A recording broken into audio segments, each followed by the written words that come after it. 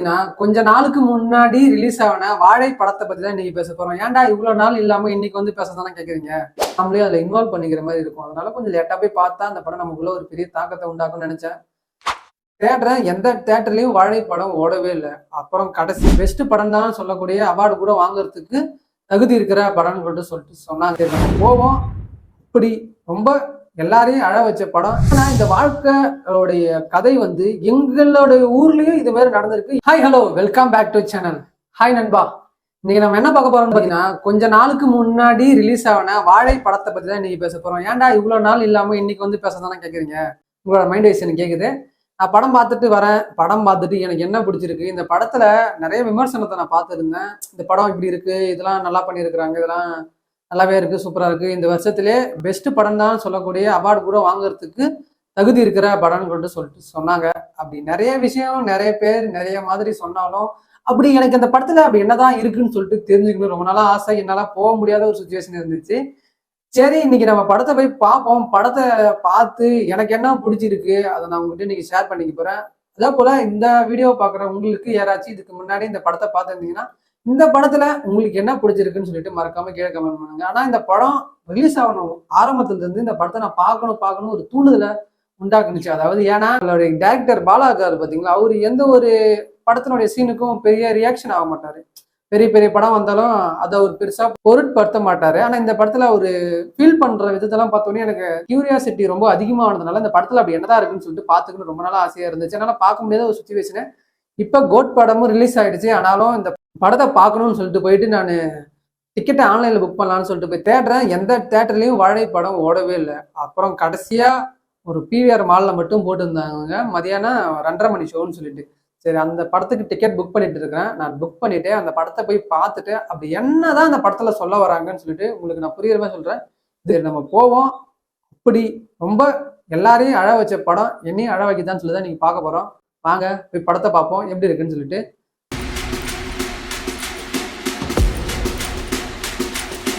நம்ம ஃபைனலா இன்னைக்கு படத்தை பார்த்துட்டு வந்தாச்சு.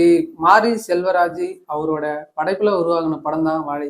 படம் வந்து எனக்கு ஆரம்பத்துல இருந்து இன்ட்ரோல் வரைக்கும் ரொம்ப அழகாவே போச்சுன்னு கூட சொல்லலாம். அதாவது நம்மளுடைய ஸ்கூல் வாழ்க்கை எப்படி இருந்துச்சுன்னு சொல்லிட்டு ரொம்ப அழகா காமிச்சிருந்தாங்க. அதெல்லாம் பார்க்கும்போது நம்மளுடைய மெமரிஸை திருப்பியும் நமக்கு நாமளே பார்க்குற மாதிரி சில ஃபீலிங்ஸ் எல்லாம் இருந்துச்சு. அது நல்லா இருந்துச்சு. அதோட என்னன்னா, நாம ஒரு ஸ்கூல்ல ஒரு டீச்சர் கிட்ட என்ன மாதிரி ஒரு ரிலேஷன்ஷிப்ல இருப்போம், அவங்களும் நம்ம கிட்ட எப்படி பேசுவாங்க, நம்ம கிட்ட எப்படி நடந்துப்பாங்கன்னு சொல்லிட்டு ரொம்ப அழகா காமிச்சிருந்தாங்க. அதெல்லாம் பார்க்கும்போது படத்தினுடைய ஃபர்ஸ்ட் ஹாஃப் வரைக்கும் எனக்கு ரொம்ப அழகா போச்சுன்னு கூட சொல்லலாம். அந்த படத்தினுடைய அட்மாஸ்பியர், அதாவது அந்த கிராமத்துல எப்படி ஒரு நடந்த ஒரு விஷயத்த இவ்வளவு அழகா சொல்ல முடியுமோ அவ்வளவு அழகா மாரி செல்வராஜ் நம்ம கிட்ட ஒரு 2:30 மணி நேரத்துல நமக்கு அழகாவே சொல்லி இருப்பாரு. அதுல இந்த படத்துல யூஸ் பண்ணிருக்கிற, அதாவது அந்த சின்ன வயசுல அந்த ஏஜ்ல சில பாட்டுலாம் வரும், நீங்க பார்த்தா உங்களுக்கு தெரிஞ்சிருக்கும். அதுல நான் பாக்குறதுக்கு ரொம்ப அழகா இருந்துச்சு. அதனோட ஸ்கூல் லைஃப் மெமரிஸ் வந்து நம்மளுடைய வாழ்க்கையில ஒத்து போற மாதிரி சில விஷயம் நல்லா இருந்துச்சு. படத்தினுடைய ஃபர்ஸ்ட் ஹாஃப் வரைக்கும் எனக்கு எந்த ஒரு குறையும் சொல்றாத மாதிரி படம் ஸ்மூத்தாகவும் நம்மளை சிரிக்க வச்சுக்கிட்டு அழகா போயிட்டு இருந்துச்சுன்னு சொல்லலாம். அதுக்கப்புறம் தான் இந்த படம் நம்மளை அழ வைக்குமான்னு சொல்லிட்டு என் ஃப்ரெண்டுகிட்ட கேட்டிருந்தேன். அவன் வந்து படம் பாரு, சில விஷயம்லாம் உனக்கு கண்டிப்பா அது நமக்கு வாழ்க்கையில் நடந்த மாதிரியே இருக்குண்டா, ஆனா உன்னை அழ வைக்காதுன்னு தான் சொன்னான் என் ஃப்ரெண்ட். ஆனா அதே மாதிரி நம்மளை அழ வச்சுச்சா இல்லைன்ட்டு நான் கடைசியில சொல்றேன். இன்டர்வல் வரைக்கும் அதுல பேக்ரவுண்ட் ஸ்டோரிங்கும் சரி, அதோட ஆக்டிங் சரி, அதோட ஸ்கூல் லைஃப், அவங்களுடைய கதாபாத்திரத்துல நடிச்சிருந்த நம்ம ஹீரோவோட அம்மாவா இருக்கட்டும் சரி, அவங்களுடைய ஊர் மக்கள் எல்லாமே ரொம்ப அழகா இருந்தாங்க. பார்க்கும்போது ரொம்ப ரியாலிட்டியா இருந்துச்சு. அதாவது நம்ம ஊர்ல ஒரு வேலை செஞ்சவங்க எப்படி இருப்பாங்கன்னு சொல்லிட்டு ரொம்ப அழகா காமிச்சிருந்தாரு. அதெல்லாம் ரொம்ப பாக்குறதுக்கு நம்ம ஊர்ல ஒரு நடக்கிற விஷயத்த நமக்கு கண் முன்னாடி போட்டு காமிக்கிற மாதிரி தான் இருந்துச்சு எனக்கு படம் பார்க்கும்போது சொல்லலாம். அது போல ஃபர்ஸ்ட் ஆஃப் அப்படியே ஒரு அளவு போன பிறகு ஒரு ஹாப்பியா போச்சு. அடுத்த இன்ட்ரோல் பார்க்கறதுக்கு அப்புறம் நம்ம சீரியஸா பார்த்துருக்கும் போது சில விஷயம்லாம் வந்து அவரோட வாழ்க்கையில நடந்த விஷயத்த அவரு நம்ம கிட்ட அவரோட பயோகிராஃபின்னு சொல்லி தான் எடுத்தாரு. அதே மாதிரி அந்த விஷயம்லாம் நம்ம வாழ்க்கையிலும் நடந்துருந்துச்சு. ஆனா அதனுடைய தாக்கம் வந்து எனக்கு பெருசா எதுவும் இம்பாக்ட் பண்ணலதான் சொல்ல முடியும். ஏன்னா அவரோட வாழ்ந்த வாழ்க்கையோட கதையை வந்து சில பேருக்கு வந்து அது அவங்களுக்கு புதுசா வேணா இருக்கலாம். அதனால அவங்களோட லைஃப்ல புதுசா ஒரு தாக்கத்தை உண்டாக்கலாம். ஏன்னாவது அந்த சாப்பாடு இல்லாம அவர் கஷ்டப்படுறது, அதுக்கப்புறம் அந்த சாப்பாடை போயிட்டு ஒரு இடத்துல தேடி எதனா கிடைக்குமா அப்படின்னு சொல்லிட்டு அந்த வாழைத்தோப்புல பூந்து ஏதாச்சும் ஒன்று தேடி அங்க போய் ஒரு விஷயத்த மாட்டி அங்கிருந்து தப்பிச்சு வீட்டுக்கு போனதுக்கு அப்புறம் அம்மா நம்மள பார்த்த பிறகு அவங்ககிட்ட ஒரு கோபத்தை நம்ம வாங்கிக்கிட்டு திருப்பி அங்கிருந்து இந்த பசியோடவே ஓடி எங்க போறதுன்னு தெரியாம ஓடுற அந்த வலி இருக்கு தெரியுமா, அது ரொம்ப கொடுமையான வலி. அதெல்லாம் நான் பார்க்கும்போது இதெல்லாம் நம்ம வாழ்க்கையிலையும் நடந்திருக்கடா அப்படின்னு நினைச்சிட்டு தான் நான் அந்த படத்தை பார்த்தேன்னு கூட சொல்லலாம். அந்த சீன்ல ஒவ்வொரு சீனும் நம்மளுக்கு சீன் பை சீன் ஓடுறப்ப நாமளும் இது மாதிரி தான் இல்ல பசியில போய் வீட்டுல போய் ஏதாச்சும் தேடும் போது இங்க எதுக்கு நீ வந்த இப்ப சொல்லிட்டு அந்த அடிக்கிற சீனா இருக்கட்டும், அதுக்கப்புறம் ஏதாச்சும் கிடைக்காதா அப்படின்னு சொல்லிட்டு கொல்லி வயல்ல எல்லா இடத்துலயும் போய் தோப்புலாம் போய் தேனதா இருக்கட்டும், அது போலாம் எங்க வாழ்க்கையில நடந்த ஒரு சம்பவம் மாதிரி இருந்துச்சு. அதாவது என்னோட வாழ்க்கையில் நடந்த சில சம்பவம் மாதிரி இருந்துச்சு இந்த படம் பார்க்கும் போது. அது அதுக்கப்புறம் அந்த சாப்பாடுன்ற ஒரு விஷயத்த அந்த கடைசி வரைக்கும் அந்த பசின்ற ஒரு தாக்கத்தை எல்லாருக்கிட்டையும் ரொம்ப அழகா கொண்டு போய் இருந்த விதம் ரொம்ப அழகாவே இருந்துச்சு. இந்த படம் வந்து ஒரு சில பேரை எல்லாரையும் அழ வச்சுச்சு. ஆனா என்னெல்லாம் சத்தியமா அழவே வைக்கல. நானும் இந்த படம் பார்த்தும் அழகவும் இல்லை. ஏன்னா இந்த வாழ்க்கையோடைய கதை வந்து எங்களுடைய ஊர்லயும் இது மாதிரி நடந்திருக்கு, என்னோட வாழ்க்கையில இதெல்லாம் நடந்திருக்கு. என்ன ஒண்ணு அந்த வாழைக்காய் தூக்கின்னு போன சம்பவம்னா என்னோட வாழ்க்கையில இல்லாம இருக்கலாமே தவிர, அவரு அந்த பசின்ற ஒரு விஷயத்த அவ்வளவு ஆழமா சொன்னார் பாத்தீங்களா, அந்த மாதிரி ஒரு நாள் வயித்தெல்லாம் பிடிச்சிக்கிட்டு சுருண்டெல்லாம் படுத்து காலெல்லாம் இருக்குது. அந்த வழியெல்லாம் தாண்டி தான் நம்ம இங்க வந்திருக்கிறோம். அவரால அவரோட வழியை அவ்வளவு அழகா சொல்ல முடியுது. நம்மளோட வழியை நம்ம இப்படிதான் சொல்ல முடியும். ஏன்னா நமக்கு அதுக்கான பேசும் இல்லை, நமக்கு அதுக்கான திறமையை நம்ம வளர்த்துக்கல. அதுக்கு இதுதான் நம்மளோட வழியை காட்டுற ஒரு விஷயமா இருக்குன்னு நான் சொல்றேன். ஏன்னா இப்படி ஒரு விஷயம் அவரோட வாழ்க்கையில் நடந்தது வந்து ரொம்ப அவரோட வாழ்க்கைன்றது வந்து இவ்வளவு பெரிய டேரக்டர் ஆயிட்ட பிறகுதான் அவரோட அவ்வளோ வாழ்க்கையில நடந்திருக்கா அப்படின்னு சொல்லிட்டு நம்ம யோசிப்போம். ஆனா அதுக்கு முன்னாடி அவரை போலயே நிறைய பேர் நிறைய இடத்துல அது மாரி வாழ்ந்து இருக்கிறாங்க, இன்னமும் இருக்கிறாங்கன்னு சொல்லலாம். ஏன்னா அது மாதிரி கரெக்டா ஒரு சில இடத்துல நம்ம டெவலப் டெக்னாலஜி வளர்ந்துச்சு இது மாதிரி இருந்தாலும் பசிக்கு கஷ்டப்படுற மக்களும் எவ்வளவு பேர் இருக்கிறாங்க இந்த உலகத்துல. அது போலதான் அவரோட படத்தினுடைய கதையிலையும் எனக்கு அது பெரிய விஷயமா எனக்கு தோணலன்னு கூட சொல்லலாம். பசின்றது நானும் அப்படி இருந்திருக்கிறேன். ஏன்னா என்னோட வாழ்க்கையில இந்த சில விஷயம் மாட்டி திருடி கட்டி போட்டு அடிச்சு அங்கிருந்து தப்பிச்சு வந்து அந்த பசிக்காக தேடி ஊடு ஊடா போனதெல்லாம் ஒரு ஒரு டைம், அது ஒரு வயசுல நடந்த விஷயம் அது. அப்போ வந்து எப்போ அது நமக்கு நடக்கணும், நம்ம கூட யாருமே இல்லாத ஒரு சூழ்நிலை இருக்கு தெரியுமா, அப்பதான் அது நடக்குமே. எங்க போய் யார்கிட்ட என்ன கேட்கறதுன்னே தெரியாம ஒரு ஒரு இதுல இருப்போம். அதே மாதிரி இவங்க ஏதாச்சும் கேட்டா இவங்க ஏதாச்சும் நினைச்சுப்பாங்களா, அதாவது அவங்க வீட்டுல போய் ஏதாச்சும் சாப்பிட்டா அவங்க ஏதாவது தப்பா நினைப்பாங்களா தோணுமான்ட்டு அந்த ஒரு தாழ்வு மனப்பான்மை கொண்டு நம்ம மனசுக்குள்ள இருக்கும். சில வயசுல வந்து நம்ம அவங்க வீட்டுல போகக்கூடாது சாப்பிடக்கூடாதுன்னு சொல்லிட்டு அது மாதிரி சில விஷயத்த நம்ம கட்டுப்படுத்திக்கிட்டு நம்மளை தானே வருத்திக்கிட்டு கஷ்டப்பட்ட காலம்லாம் நிறைய இருக்குது. பசின்ற ஒரு வாழ்க்கையோட வரலாற ரொம்ப அழகா அவரோட வாழ்க்கையில் நடந்த ஒரு விஷயத்த ரொம்ப அழகா சொல்லியிருக்கிறாரு. ஆனா அதெல்லாம் ரொம்ப நல்லா இருந்துச்சு. அதுக்கப்புறம் இந்த 2 பசங்க அதோட அந்த டீச்சரா இருக்கட்டும், திவ்யா பாரதி, கலையரசன் அந்த படத்துல நடிச்சிருக்கிற அத்தனை பேரும் ரொம்ப அழகாவே நடிச்சிருந்தாங்க. பாக்குறதுக்கு அவ்வளவு உன்னிருப்பா இருந்துச்சு. ஒவ்வொரு சீனும் நம்ம ஊர்ல நடந்தா எப்படி இருக்கும் அப்படின்ட்டு ஒரு இமேஜினேஷனோட நான் உட்காந்து இந்த படத்தை பார்த்தேன்னு சொல்லலாம். அது மாதிரிதான் நடந்துச்சு, அது மாதிரிதான் இன்னமும் நடந்துன்னு இருக்குதுன்னு கூட சொல்லலாம்.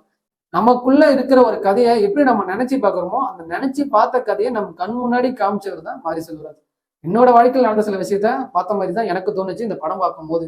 அதுக்கப்புறம் இந்த படத்தினுடைய பேக்ரவுண்ட் ஸ்கோரிங்கா இருக்கட்டும், மியூசிக்கு, அதோட நுணுக்கமான ஒரு விஷயத்த நம்ம கிட்ட சொல்லவே இல்லை பாத்தீங்களா.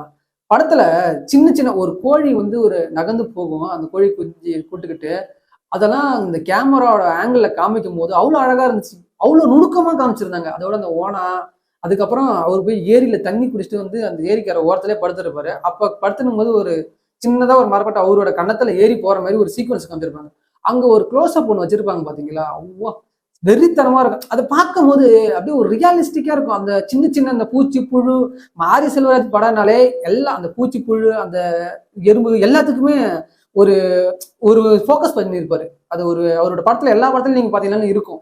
சின்ன சின்ன விஷயத்துக்கு கூட அவர் நுணுக்கமா அதை காமிப்பாரு. அதெல்லாம் நம்ம அதை பார்க்கும்போது நம்ம அந்த சில விஷயத்த ரசிச்சிருப்போம். ஆனா அதை நம்ம எப்படி சொல்றதுன்னு தெரியாம அதை என்னடா இது அப்படின்னு நினைச்சிட்டு போயிட்டு இருப்போம். ஆனா அவரு அந்த ரசிச்ச விஷயத்த ரொம்ப அழகா காமிச்சாரு. அதெல்லாம் எனக்கு படம் பார்க்கும்போது எனக்கு அந்த விஷயத்தெல்லாம் நம்ம நம்ம நினைக்கிற விஷயத்த நம்ம கண் முன்னாடி காட்டுறாங்க பாரு அப்படின்ற மாதிரி எனக்கு தோணுச்சு படம் பார்க்கும்போது. உங்களுக்கு என்ன மாதிரிலாம் தோணுச்சுன்னு சொல்லிட்டு மறக்காம கீழே கமெண்ட் பண்ணுங்க. மொத்தபடி இந்த வாழைன்னு படம் பார்த்தீங்கன்னா ஒருத்தவன் சின்ன வயசுல இருந்து வாழையை எவ்வளவு தூரமா ஒரு ரண கொடூரமா அந்த வாழை கொலையை தூக்கி சுமக்கிற அந்த வலி இருக்கு தெரியுமா, சத்தியமாலுமே அதெல்லாம். அது இல்லாம எனக்கு முக்கியமான ஒரு சீன் தெரியுமா, அந்த வாழையை தூக்கிக்கிட்டு அந்த சேத்துல நம்ம கால் மாட்டிக்கிட்டு திருப்பி அந்த காலை எடுத்து வைப்போம் தெரியுமா, ஐயோ உசுரையா போயிடும். அந்த சேத்தை விட்டு எப்படா மேலே வருவோம்னு சொல்லிட்டு இருக்கும். நம்ம ஒரு அதாவது நாம போயிட்டு ஒரு விவசாயத்தை பண்ணும் போது அந்த நாத்தெல்லாம் இருக்கும் தெரியுமா, அதை வந்து பெரிய ஒரு ஒரு அன்னக்கூடன்னு சொல்லுவாங்க. அதுல அந்த நாத்தெல்லாம் தூக்கி போட்டுட்டு அதை தூக்கிட்டு இங்க இருந்து அதை கொஞ்சம் தூரம் தூக்கிட்டு போய் அதை கொட்டணும். அந்த கொட்டங்காட்டுமே இந்த கால் சேத்துக்குள்ள மாட்டி மாட்டி மாட்டி ஒரு வழி ஆயிடுவோம். நம்மளோட எனர்ஜி எல்லாம் அப்படியே உறிஞ்சு எடுத்துரும் அந்த சேரு. அவ்வளவு கொடுமையா இருக்கும். அதெல்லாம் சத்தியமா இதெல்லாம் நடந்திருக்கு. அதனாலதான் எனக்கு இந்த படத்தை பார்க்கும்போது ஒரு பெரிய தாக்கத்தை உண்டாக்கலையோ அப்படின்னு சொல்லிட்டு எனக்கு தோணு இருந்துச்சு எனக்கு இந்த படம் பார்க்கும்போது சொல்லலாம்.